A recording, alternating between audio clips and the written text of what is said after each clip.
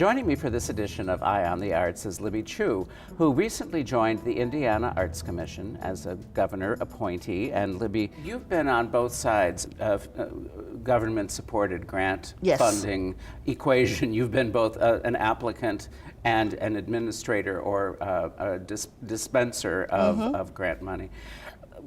We want to talk a little bit about the importance of government support for the arts. Here in Indiana, we do still have a strong line item in the state budget for the Indiana Arts Commission. And on the federal level, the state of Indiana does receive money from the National Endowment for the Arts. Yes, it's over $700,000. It's pretty healthy. That's a pretty healthy amount, right? Yes. So how and that's what percentage of the Indiana Arts Commission's Almost budget? 20%. Almost 20%. Right. So if the National Endowment for the Arts were to go away, then that would be a significant hit. Yes, it would be.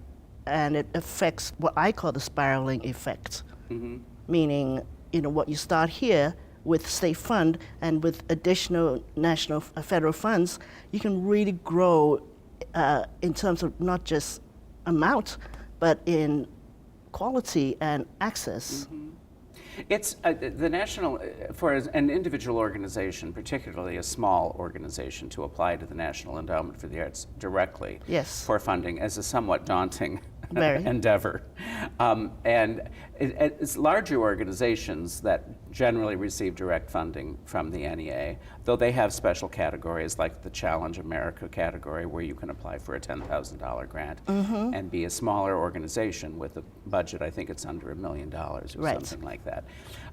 So in Indiana, we have probably a limited number of organizations like the Indianapolis Symphony Orchestra, the theater in Indianapolis, the Art Museum, the Indianapolis Museum of Art. Those large institutions would receive funding from the NEA directly, but out in the hinterlands, not so much. So the state, the money that the state gets, wouldn't you say, does help smaller organizations with that funding? Absolutely, because the state can dispense that money without a lot of the bureaucracy that's involved in a national application.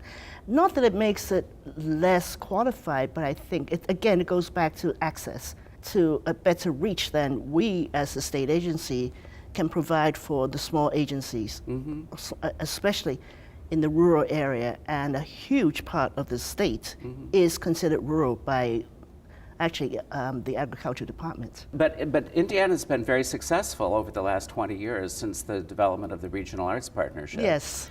In reaching all of the counties of the state with arts funding. Yes. And I know here in our own region, in Lake Porter, LaPorte counties, we had about 9 funded applications a year before the regional partnership was put in place in the late 90s. And now this year we had over 40. That's remarkable growth. 49.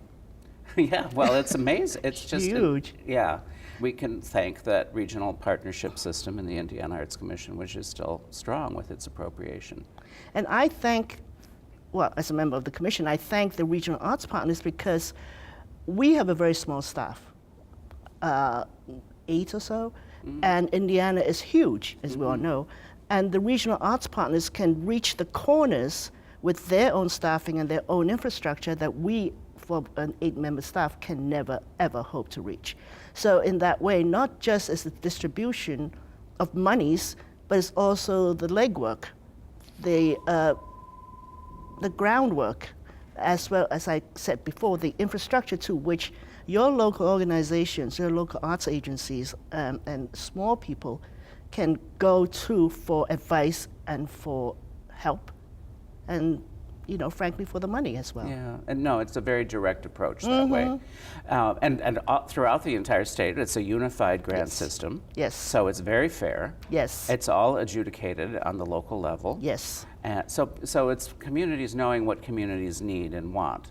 And a lot of the programming that is funded with Indiana Arts Commission funding, it doesn't all go to arts organizations, but to other nonprofits that use the arts to help serve their clientele. And some of those are actually, administered through the commission itself. I love the fact that you brought up the not necessarily arts. For example, we have partnered with the Department of Natural Resources to fund the arts in the parks and historical places. It's not something you imagine that a commission would do, but we did it. It used to be a pilot program maybe a year or two ago. It was before I joined. And it's now going to be a standard program because it's been so successful. And what I love about it personally is that it's family oriented. Very often you have programs for adults or you have programs for children. This one just brings them out to do arts activities in an environment that they go to anyway. Right, and a lot of those programs are very interactive.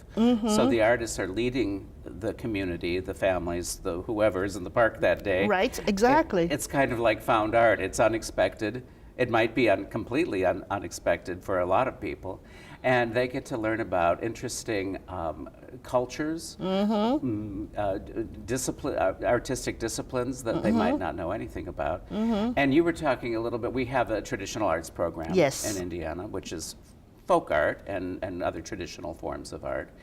And some of that gets into just everyday living. It's not necessarily whittling a piece of wood into an object or weaving fibers into a thing, but it's various kinds of everyday foods and ways of living. My understanding is that we are going to incorporate what we call informal arts into the official arts programming and funding. Forgive me if I don't know the details or the evolution of that, but that's exactly what you're talking about, incorporating what everyday folks do. And the one thing I also love about it is that it takes away that elite accusation that we always get. It's for the symphony people, it's for the, may I use an old term, blue stockings. But no, as you said earlier too, it's every day you can, what do you call it, sudden art? Found art. Found art, right. Unexpected art. Unexpected art, which I think is absolutely so critical. You can just spot beauty and aesthetics anywhere. Art is everywhere. Yes. It's all around us.